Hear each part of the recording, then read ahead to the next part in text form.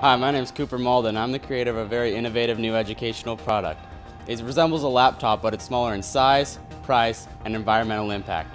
We call it Student Computer. Alright, now let's talk about the size. It's about 2/3 the size of a normal laptop, which is a lot smaller. The price, it's about $300. Now that may seem like a lot, but actually it's not. Compared to all the textbooks schools buy and all the computer labs they have, it actually saves a lot of money. Which brings me to environmental impact. If less textbooks are purchased, it's going to mean less textbooks are produced. And if less textbooks are produced, it's going to mean less impact on the environment. Now, how is all this possible?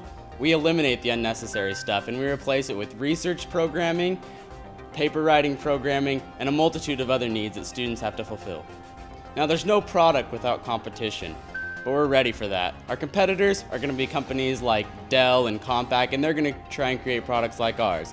But we're going to stop them in their tracks by partnering with Intel and pursuing design patents.